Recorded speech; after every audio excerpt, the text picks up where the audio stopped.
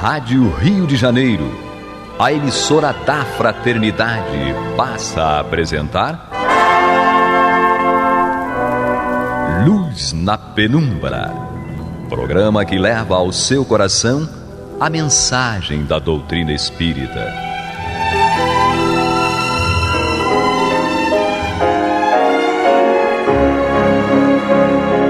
E com vocês, João Batista, para o estudo de O Livro dos Espíritos, da obra codificada por Allan Kardec.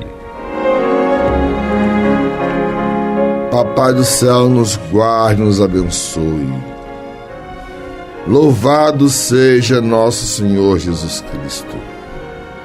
E que possamos fazer do tempo esta dádiva que a todos nós é dada de maneira igual, um recurso a mais, para que a nossa caminhada seja a cada dia mais firme e consistente na conquista dos valores espirituais que nos levarão à verdadeira felicidade.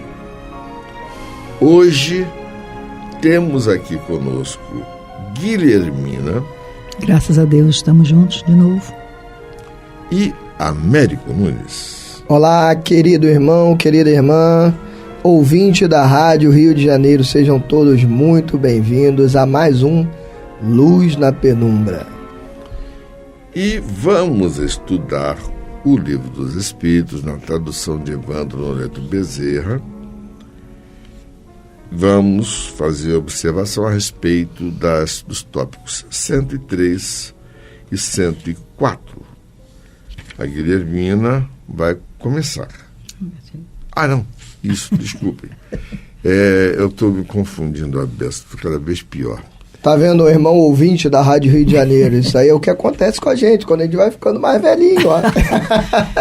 Falo nada. Fazer o quê, né? Desculpa, eu troquei as bolas. 103, Américo. Detalhe, com a presença do Luciano lá do outro lado, fazendo a técnica. Querido irmão, querida irmã, nós estamos então estudando aqui nessa escala espírita, onde os espíritos de luz trouxeram para a gente de uma maneira didática a divisão dos espíritos de acordo com o seu grau de evolução. E aí eles fizeram uma divisão para nos facilitar a vida, primeiro em 3 grandes ordens, primeira, segunda e terceira ordem. Sendo a primeira ordem os espíritos mais elevados, já espíritos puros. A segunda ordem é essa intermediária e a terceira ordem que é a ordem dos espíritos menos adiantados. Dentro dessa terceira ordem, ele dividiu em diversas classes. No último programa, nós estudamos a 10ª classe, que é a classe dos espíritos menos evoluídos, recém-saídos ali da barbárie, como me ensinou meu querido João Batista. Os espíritos começando mesmo a sua caminhada aí na humanidade. Agora, na classe que nós vamos ver hoje, é um pouquinho mais adiantado que a 9ª, e a Guilhermina vai falar pra gente uma mais adiantada ainda, que é a 8ª. Como a Guilhermina é muito mais adiantada que eu, ela vai falar da 8ª, eu vou falar da 9ª. Sem comentários. A 9ª classe está no 103 e diz assim, fala sobre os espíritos chamados levianos. São ignorantes, maliciosos, inconsequentes e zombeteiros. Intrometem-se em tudo e a tudo respondem, sem se incomodarem com a verdade. Comprazem-se em causar pequenos desgostos e ligeiras alegrias, em aborrecer, em induzir maliciosamente ao erro por meio de mistificações e espertezas. A esta classe pertencem os espíritos vulgarmente designados de duendes, trasgos, gnomos e diabretes. Estão sob a dependência dos espíritos superiores, que muitas vezes os empregam como fazemos com os nossos servidores. Então, essa classe de espíritos levianos são ainda espíritos recém-saídos, né, da 10ª classe, mas ainda são ignorantes, maliciosos, inconsequentes, zombeteiros. Vimos que na classe anterior à 10ª, o predomínio era todo do mal, tudo era feito para o mal. Agora a gente já vê que eles se comprazem em pequenos desgostos e ligeiras alegrias, ou seja, eles já vão caminhando ali, já não é só o mal que há neles, há mais uma irresponsabilidade do que propriamente só o mal. Em suas comunicações com os homens, a linguagem de que se servem é por vezes espirituosa e divertida, mas quase sempre sem profundidade. Exploram as falhas e o lado ridículo dos homens e os retratam em traços mordazes e satíricos. Se tomam nomes supostos, é mais por malícia do que maldade. Então, são espíritos mais maliciosos ali do que maus. O que isso quer dizer? São espíritos que não estão ali só para fazer o mal como a classe anterior. São espíritos que se divertem, né? Eles se divertem com coisas equivocadas, com coisas erradas, né? Esses espíritos, eles estão na 9ª classe. E eu queria, já que eu não consigo falar muito sobre ele, sabe, Guilherme? Eu queria a sua ajuda. Não, eu estava vendo aqui, é aquela coisa da superficialidade.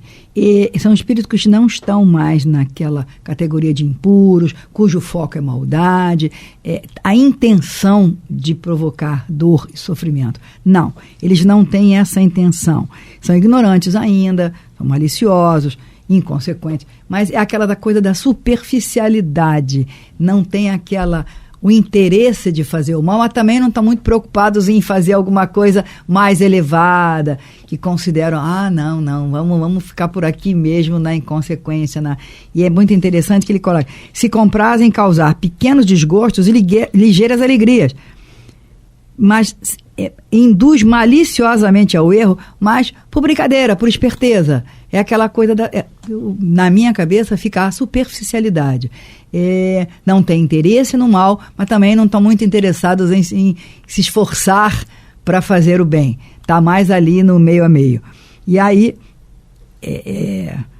por isso que falam de duendes. Aí cada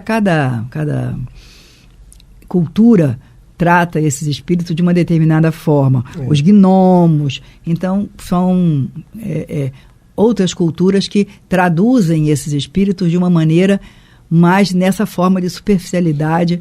A gente pode dizer que são esses espíritos que estão sempre pregando peças, isso, né? Nos exato, no popular, exato, né? exato. Os espíritos ficam ali pregando peças, fazendo piadas, exatamente. zombando até mesmo da desgraça, sim, né? Da sim, tragédia ali. Sim. Eles zombam. E aí, agora aqui no finalzinho, acho interessante que em suas comunicações com os homens, a linguagem que se serve é muitas vezes espirituosa e divertida, mas sem profundidade.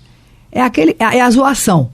É aquela coisa, em termos de hoje, diria, é o espírito que se interessa em zoar.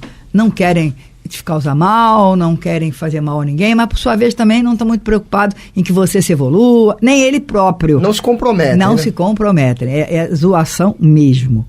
Mas existe um detalhe aí. Por exemplo, quando Kardec fala sobre casas assombradas, sim, no livro dos médiuns, ele evoca uma entidade que estava provocando efeitos físicos espontâneos, fazendo uso de uma mediunidade ignorada, que era a mediunidade da empregadinha da casa, e que se apavorava com os fenômenos que esse espírito provocava. Ele era um mendigo que tinha morado numa parte da casa que estava em ruínas e tinha desencarnado ali e se achava o proprietário do imóvel. Vieram moradores que reformaram a casa e ele começou a fazer as artes que ele fazia. Na verdade, quando Kardec dialogou com ele e informou se ele podia orar por ele. Ele disse, tá aí, eu aceito, ninguém orou por mim. Uhum. Ou seja, era um espírito ainda preso à materialidade, mas ele não era uma pessoa, digamos assim, estupidamente perversa. Uhum. O negócio é esse. Tem um detalhe aqui no finalzinho do texto que eu acho muito interessante para nós, porque a gente está falando em experiência com espíritos. Aí ele coloca aqui, exploram as falhas do lado ridículo dos homens, se tomam nomes supostos, é mais por malícia do que maldade, ou seja, podem se apresentar para nós com um nome, uau, alguma coisa assim, que a gente impressiona, gente, e eles já estão rindo pra caramba da gente, porque a gente acreditou nisso. Isso. Gente, eu recebi uma vez um livro que não sei nem onde foi parar, de mensagens de Nossa Senhora. Olha só. Que chique. A médium acreditava nisso. Como ela não encontrou nenhuma instituição que publicasse a obra, ela publicou a obra do próprio bolso, e eu recebi o livro como dedicatória, teoricamente, da autora espiritual. Que possivelmente a pessoa acreditou. Não, foi uma paciente minha que me deu. A pessoa acreditou. E aí, João, eu aproveito até essas duas questões que você colocou, que o João ele sempre faz isso, né? Ele puxa o gancho pra gente pros outros programas. E aí, o que acontece? Dando spoiler e animando o pessoal a assistir o Luz na Penumbra com frequência, vou falar para vocês uma questão aqui da dificuldade de nós distinguirmos entre uma classe e outra. Por quê? Porque no início o João falou, agora há pouco, sobre a questão do espírito que fazia essas manifestações físicas. E a gente vai ver lá no item 106, programas à frente, que é uma classe específica dos espíritos batedores, que fazem, que são assim, especialistas nesses fenômenos físicos. Aí quando a gente fala, por exemplo, dessa irmã que recebia as mensagens da Nossa Senhora, a gente vai ver também mais para frente, que tem uma classe dos espíritos chamados pseudo-sábios, que eles tentam justamente mostrar-se acima do que eles são. Então, assim, é difícil. Como que você vai fazer isso? Assistindo, ouvindo Luz na Penumbra e estudando. Não dá só para ficar no nosso programa. Quem escute o nosso programa, fique ligado no estudo do Livro dos Médiuns. Por quê? No Livro dos Médiuns, Erasto, discípulo de Paulo, tece considerações a respeito do charlatanismo e do embuste. É um capítulo inteiro a respeito disso. Ele nos orienta, quando houver qualquer dúvida, insistir numa mesma pergunta sob diversos ângulos diferentes. Um espírito superior nunca vai se apoquentar. Ou cair em contradição, né? Ou cair em contradição. Já um espírito que esteja comprometido com a lei divina, que seja um pseudo-sábio, ele vai se aborrecer, vai embora, ou então vai tentar causar algum tipo de tumulto, ou vai mudar o tipo de linguagem. E quando for questionado a respeito dessa mudança de linguagem, ele vai se entregar. Aí piora. O negócio é esse. Acho que podemos entrar na 8ª classe, Guilhermina. Agora, mas antes, vamos escutar a nossa vinheta. Você está ouvindo pela Rádio Rio de Janeiro o programa Luz na Penumbra, com estudo de O Livro dos Espíritos, na apresentação de João Batista.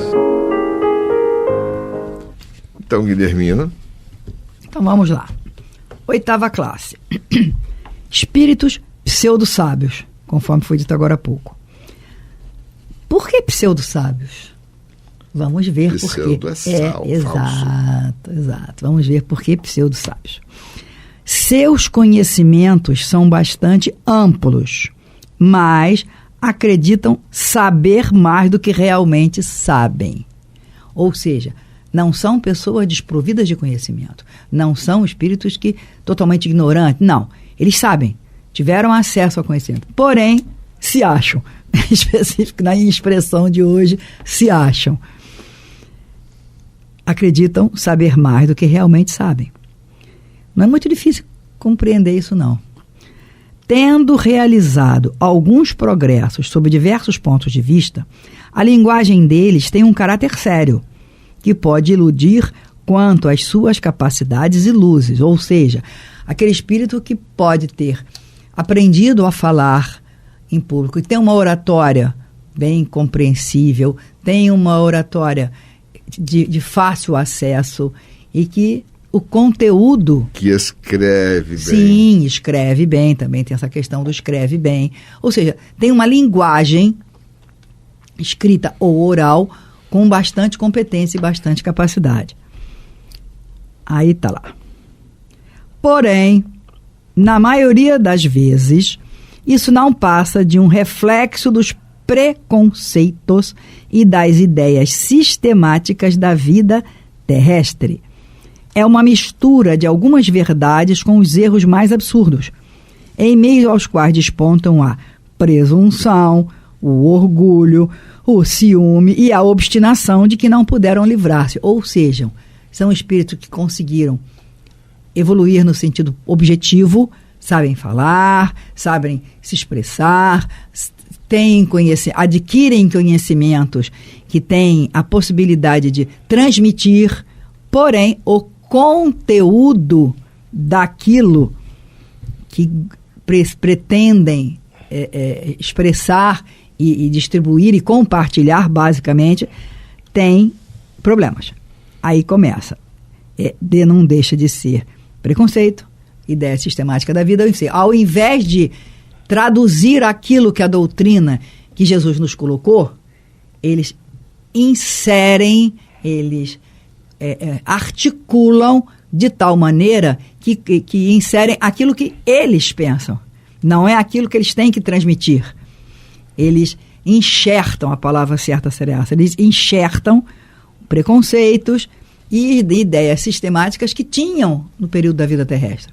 Então, é importantíssimo que a gente tenha realmente sempre, independentemente da forma como o Espírito nos traz o conteúdo real, o que está, enxuga, espreme, se aquilo que nós estamos recebendo, eles realmente, aquilo que está dizendo, reflete as leis de Deus, reflete aquilo que Jesus tentou nos passar e que os espíritos superiores nos passam. E aí ele coloca aqui algumas verdades com os erros mais absurdos. Se você parar aí, você dá corda, né? Aí vai, fala, escreve, aí se empolga, presunção, o orgulho, o ciúme, obstinação, que ainda, infelizmente, não conseguiram se livrar. Ou seja, são aqueles que são pseudo-sábios. Temos muitos encarnados assim. Temos muitos espíritos encarnados assim. E esses espíritos encarnados assim desencarnam, né? Desencarnam e continuam da mesma forma. Levam um tempinho até aprender que conhecimento não é apenas o superficial. Conhecimento é automodificação. Conhecimento existe para nos autodepurar, para que nós nos tornemos cada vez melhores perante a lei de Deus. É mais ou menos isso. Todas as vezes que a gente olha isso aqui, né, eu sempre tento fazer esse paralelo com a nossa vida, com o nosso cotidiano. E eu queria trazer uma palavra aqui para o nosso estudo de hoje, que é coerência. Sim. Todo mundo de casa sabe o que é coerência. O que é coerência? O que é coerência? A gente escuta tanto, né? Coerência, né? Seria nós agirmos de acordo com aquilo que a gente prega. Então, o espírito pseudo-sábio é um espírito que ele não consegue ter coerência, porque ele se mostra, embora, como a Guilhermina falou, ele tem uma capacidade, tem uma inteligência, já tem um certo grau de adiantamento, mas ele se mostra de um jeito que ele não é. Ele se mostra mais do que ele é de verdade, então ele não é coerente. E é isso que eu queria trazer para o nosso dia a dia. A necessidade de, o tempo todo, nós sermos coerentes, né, em tudo aquilo que nós fazemos. Então, não há nenhuma plausibilidade, não há nenhuma... Nossa, a América está falando bonito hoje. Eu estudei essas palavras para falar hoje, tá? Mas Claro. não há nenhuma razão, né? Não há nenhum motivo. Assim disse Ionário. Olha, não há nenhum motivo para nós pregarmos algo e fazermos diferente, falarmos que somos algo que não somos. Por quê, meus irmãos? E aí a gente vai àquilo de que quando a gente não aprende pelo amor, a gente aprende pela dor. O aprendizado da incoerência, quando nós somos incoerentes, é a vergonha. Sim. O aprendizado da incoerência é a vergonha. Se nós pregarmos algo que nós não somos, em um determinado momento, aquilo ali acaba, como a gente fala no popular, caindo a máscara. Uhum. E aí bate aquela vergonha danada, porque nós somos descortinados. Sai de nós aquele véu, aquilo que as pessoas acham que nós somos, e aparece o nosso verdadeiro eu. Então, a gente precisa buscar o tempo todo ser coerente. Não que isso dê o direito, cuidado com outra armadilha, que é o contrário. Que é a pessoa que fala assim, não, então eu vou ser coerente. Aí a pessoa fala, não, eu sou mesmo do erro. Exatamente, isso quer dizer. Aí eu digo, não, então não vou tentar não, porque não vale a pena, já não sei mesmo, já não sou mesmo. Eu sou todo errado mesmo, eu falo mal dos outros mesmo, eu me entrego aos vícios mesmo, e a pessoa perde o compromisso com a melhora. Cuidado também com perde a oportunidade da melhora. Cuidado com o outro lado. Então, nada de ficar fingindo que eu não sou, mas também nada de dizer, tá, eu sou todo errado mesmo e tenho o direito de continuar todo errado. Temos até o direito, mas vamos pagar as consequências. Então, cuidado com a incoerência, querido irmão. Américo, vou falar para mim também. Américo, cuidado com a incoerência. Principalmente nós que falamos. Uhum. Porque o tempo todo as pessoas estão nos ouvindo, estão nos vendo. E se nós em algum momento nos mostrarmos diferentes daquilo que nós pregamos, o preço a pagar é a vergonha. Eu queria só fazer um comentário rapidinho, que dentro disso... A vida ensina, né? A vida vai nos mostrando exatamente isso mesmo, que a gente estuda a doutrina, a gente frequenta as casas espíritas, a gente tem... O conteúdo nos é trazido. Então, a gente não pode dizer que não sabia, né? A gente sabe que o conteúdo chega a nós. E a nossa responsabilidade é fazer com que aquele conteúdo vá nos modificando devagarzinho, internamente, cada um com seu tempo, cada um com seu time, até porque cada um com os seus compromissos anteriores. E aí... a cada dia é uma vitória. É a prece da manhã dizendo que eu consiga fazer de hoje um dia melhor, e é a prece da noite agradecendo a Deus pelas oportunidades, pelos desafios, pelos obstáculos, e fazer cada dia como um degrau, que é um degrau. Cada dia fazer uma autocrítica. Autocrítica, exato. Mas a autocrítica é de verdade. Ninguém precisa saber, não, é só você e ele. É o suficiente. O difícil é a gente ser honesto com a gente mesmo, né? Às vezes eu tenho essa dificuldade de ser honesto conosco. Somos nós e Deus. Exatamente. Cada um de nós e Deus.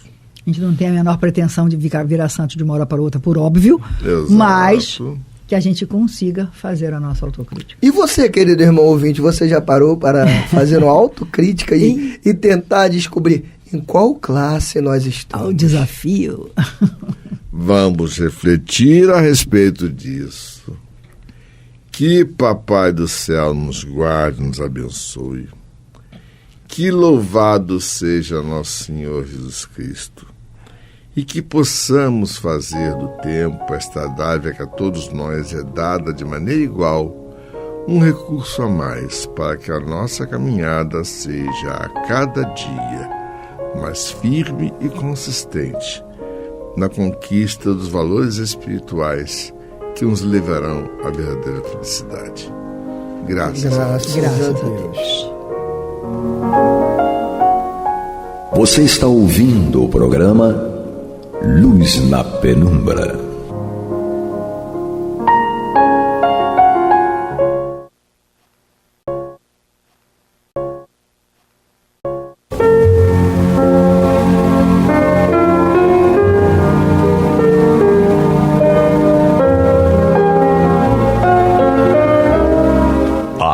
Rio de Janeiro está levando ao seu lar e ao seu coração a mensagem consoladora da doutrina espírita, através do programa Luz na Penumbra.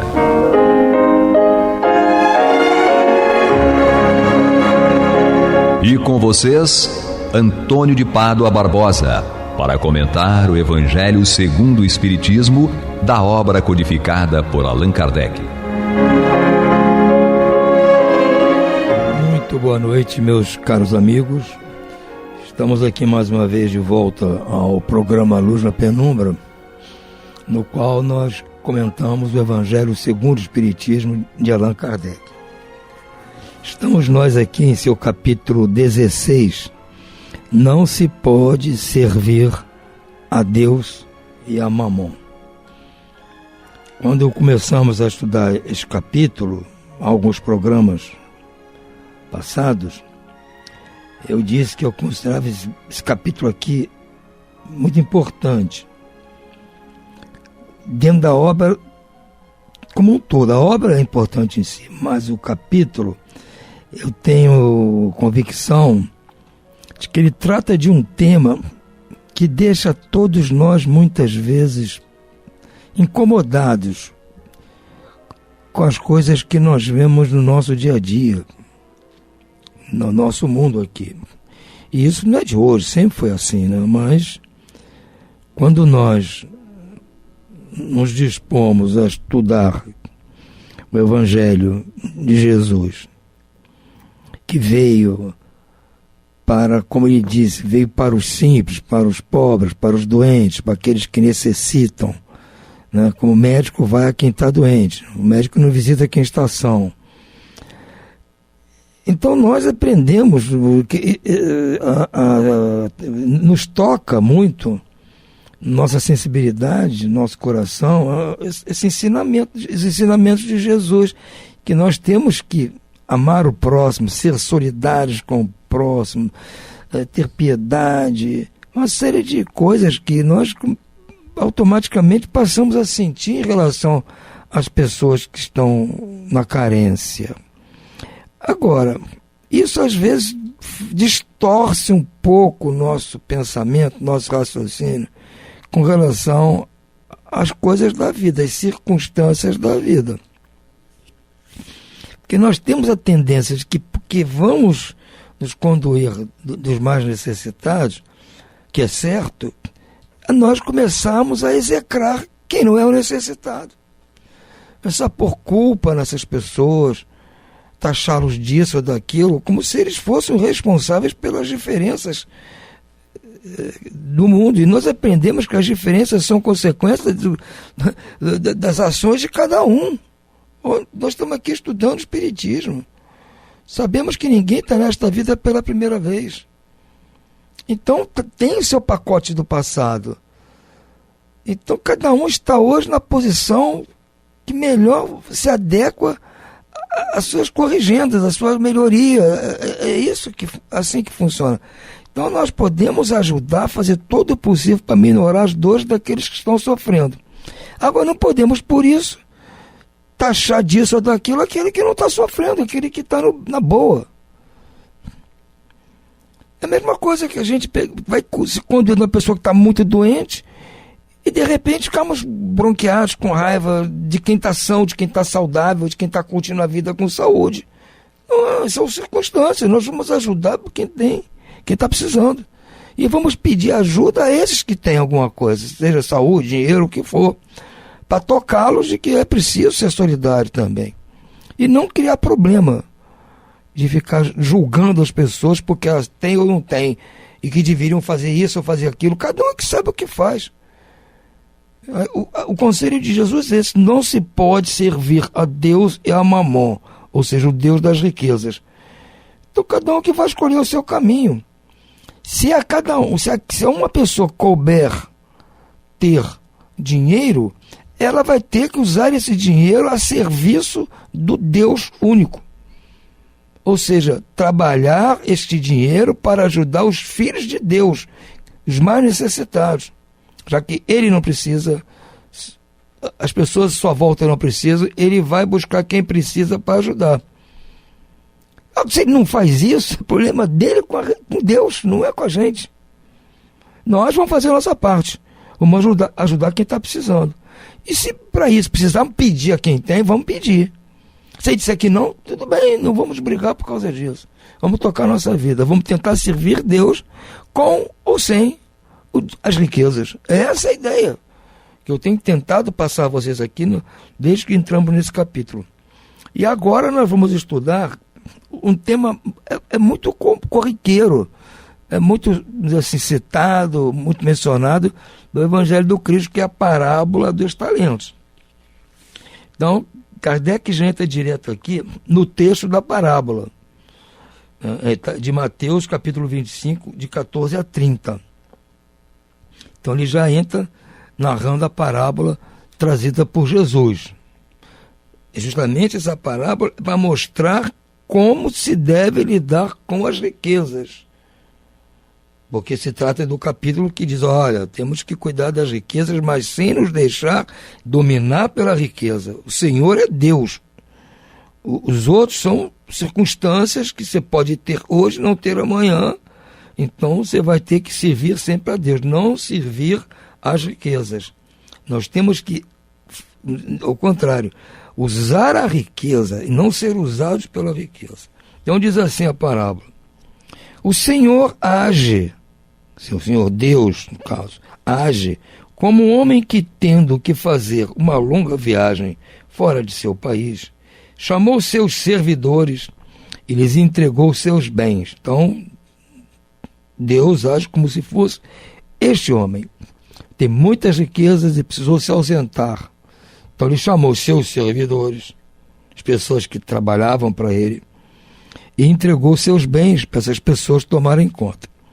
Depois de dar 5 talentos a um, 2 a outro e 1 a outro, a cada um segundo a sua capacidade, partiu imediatamente.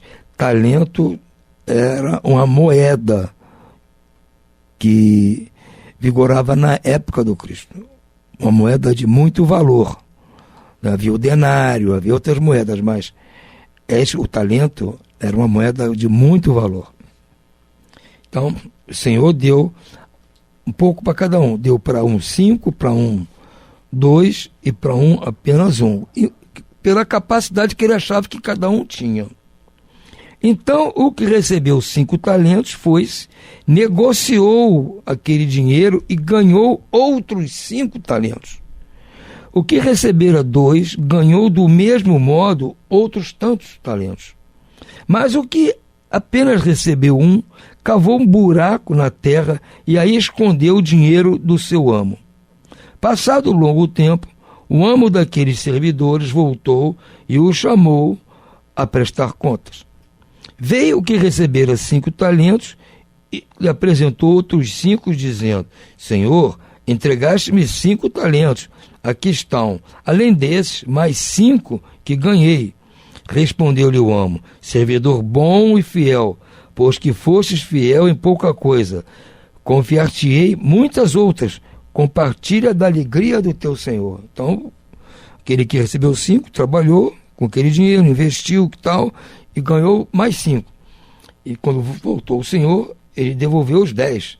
E o senhor disse: bom, que bom, você trabalhou bem. Então, como você trabalhou bem com 5 talentos, vou lhe confiar mais talentos. Então, vida que segue. O que recebera 2 talentos apresentou-se a seu turno e disse: Senhor, entregaste-me 2 talentos, aqui estão, além desses, 2 outros que ganhei.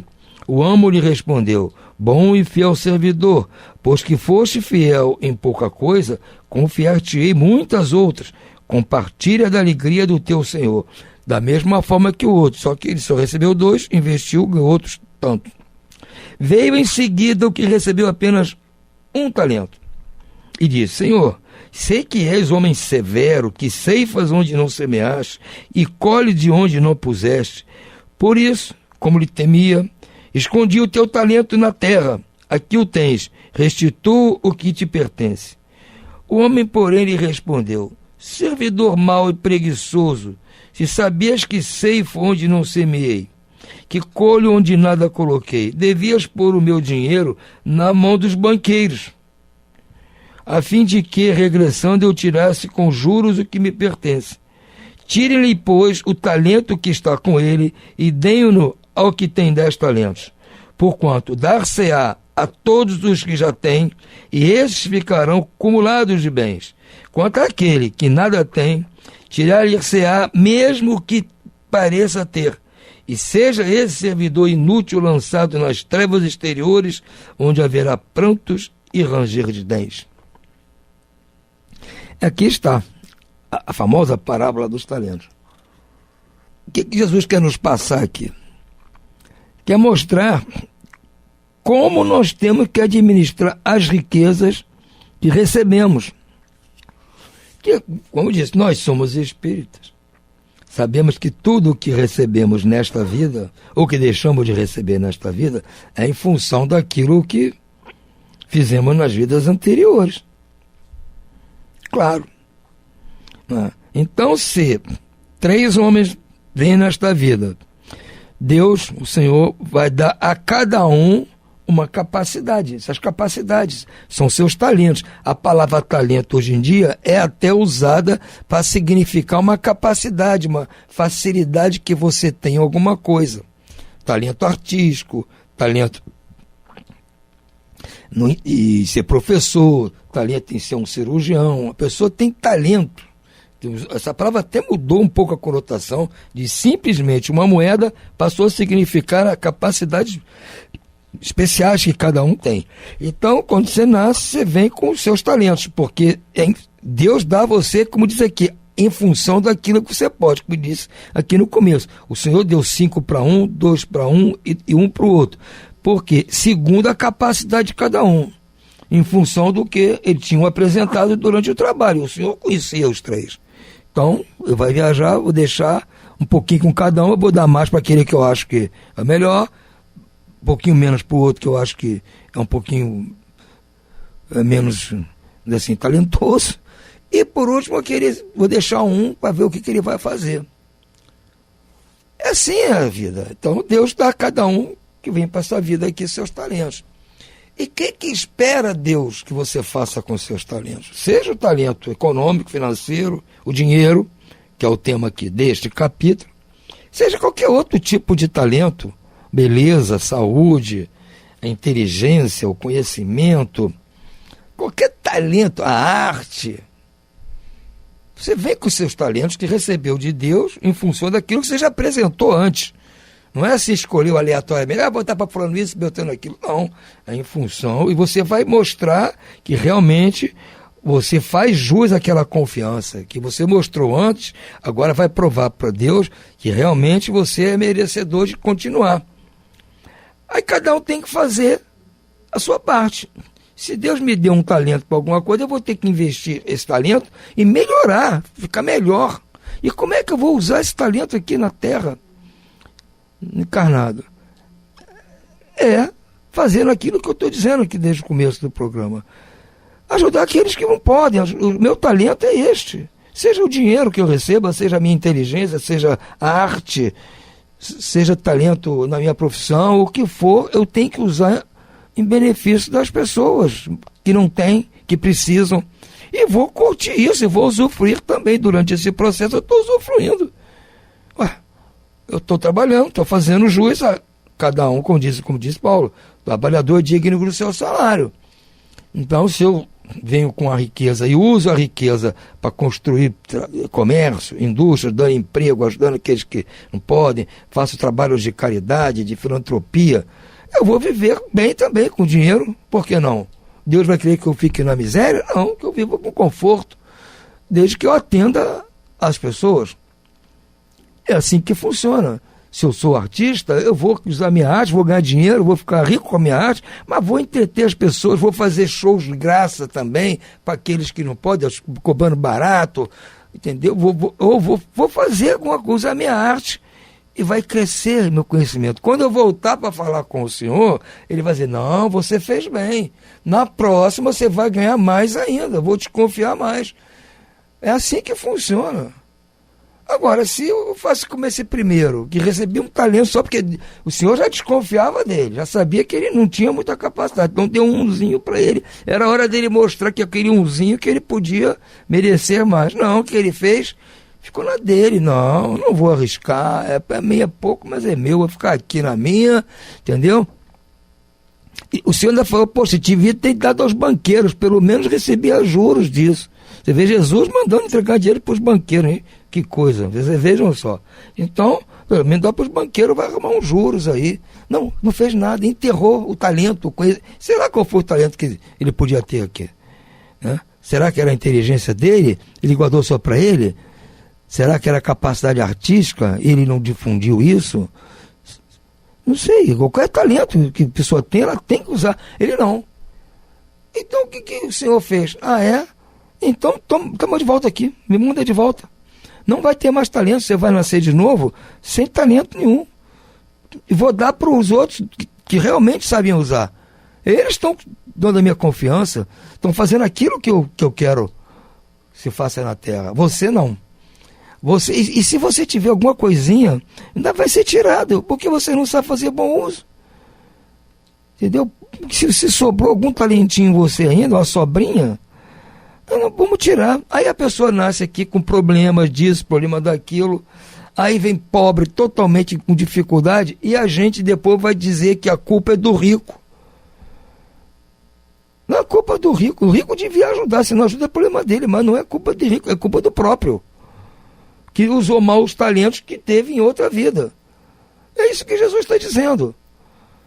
Você recebeu pouco, mas desse pouco você tem que fazer o possível para transformar para todos, para você, para sua família, para todos, para a humanidade. Você tem que ajudar.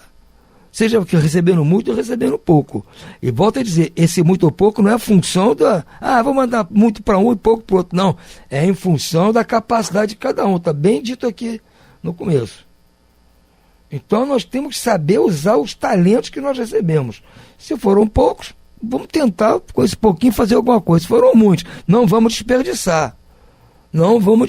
Vamos usar bem, sem abusar, sem fazer os outros passarem dificuldade por causa do nosso talento. Porque, como muitos talentosos, os ricos, Jesus disse, é difícil esses entrarem no reino dos céus. Porque a pessoa que tem muitos talentos, ela acaba se deixando levar pela vaidade, pelo orgulho, pela soberba, pela prepotência, e acaba se perdendo. Não foi o caso desses dois aqui primeiros. Eles não se perderam, mas a maioria de nós acaba se perdendo, que recebe tantos talentos e na hora de usar, pensa primeiro em si, menospreza os outros que não têm. Então, a gente tem que ter muito cuidado quando recebe talentos. Por isso que é uma dificuldade administrar tantos talentos. A gente diz, todo mundo fala isso, não, a riqueza é uma prerrogativa tentadora, pode causar problema, entendeu? É um destino complicado. É também, mas é bom ser rico, claro. Agora tem que saber administrar, porque depois, quando for prestar contas com o Senhor, aí pode ser que na próxima você venha totalmente destalentado. Você venha sem nada, porque usou mal os talentos. No caso aqui, os dois primeiros usaram bem e o outro não usou nada. Mas pode haver um que, não, além de usar mal, esbanje e ainda faça mau uso. Então nós temos que ter cuidado com os talentos que nós temos. Pode ser que nosso talento não seja a riqueza econômica nem financeira. Pode ser a nossa saúde. Pode ser o tempo. Pode ser que você tenha um trabalho que deixe você com tempo suficiente para usar esse tempo para ajudar quem precisa. Né? Você tem saúde, de repente o lugar onde você mora tem acesso a entidades que precisam da sua ajuda, você pode ir lá. Então, o meu talento é morar perto da instituição que está precisando. Vou fazer, não vou ter desculpa de que é longe. Não tenho dinheiro para ajudar, mas eu tenho umas horinhas aqui, porque realmente meu trabalho dá para isso, então eu vou usar as horas para ajudar. Qualquer talento que se tenha, por menor que seja, tem que ser posto em serviço do Senhor. E como disse Jesus, o mandamento é amar a Deus sobre todas as coisas. Mas nós não sabemos nem como é que vai amar a Deus. Então Jesus disse, é a mesma coisa que amar ao próximo. Então nós temos que amar o próximo, que são os filhos de Deus. Então o que fizemos pelo próximo, estamos fazendo a Deus. Então o que fizemos pelo próximo, estamos fazendo para este Senhor aqui. Usar os talentos em benefício do próximo. E nós vamos, paralelamente, também nos beneficiando. Eu não vou passar fome só porque eu tenho que distribuir comida. eu vou me incluir nesses que também vão comer. Ué, se eu tenho que distribuir 100 cestas básicas, eu dou 99 e eu fico com a minha, porque eu preciso sobreviver para poder continuar fazendo o processo. Eu não vou passar fome para isso. Só uma eventualidade muito grande, mas o normal é isso. Eu vou fazer meu trabalho, vou viver bem e vou com meu tempo, a localização onde eu vivo, o dinheiro que sobre, para ajudar. Mas não vou, por isso, passar fome nem necessidade, porque não é o caso. Eu estou aqui para cumprir os mandamentos de Deus, a outorga que Ele me deu, ajudar quem precisa. E para isso Ele achou que eu tinha capacidade para isso. Acho bom, mas tem capacidade, então vou dar ele esses talentos, a ver se ele vai saber usar, se ele não vai se perder. Essa é a ideia. Entende? Agora, a maioria de nós se perde. Verdade. Agora, nós aqui não podemos ficar culpando, achincalhando. Não, ele não quer usar os talentos que Deus deu. Tá bom, ele vai se acertar com Deus depois, não é problema nosso. Nós vamos fazer a nossa parte e vida que segue. Já é difícil para nós fazermos a nossa parte, que agora eu vou ficar me encasquetando com os outros que não querem fazer. Eu vou fazer a minha. Pouco, mas vou fazer. Se os outros que têm muito não querem fazer, isso é com eles mesmo. Certo, meus amigos? Por hora vamos ficando por aqui. Uma boa noite a todos e muita paz.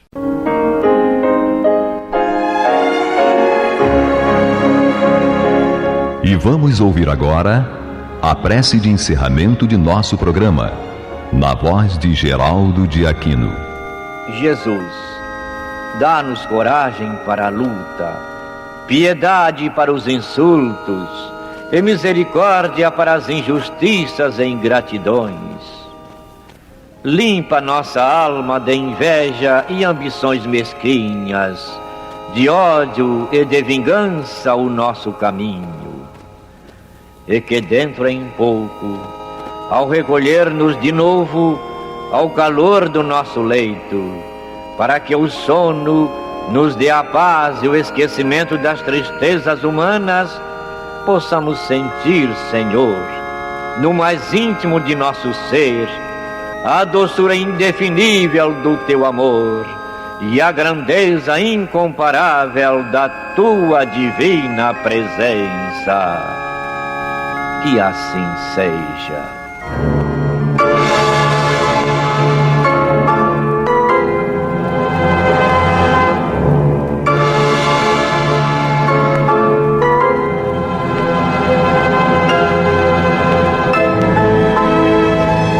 Acabamos de apresentar o programa Luz na Penumbra, que voltará a ser apresentado amanhã às 21 horas nesta emissora.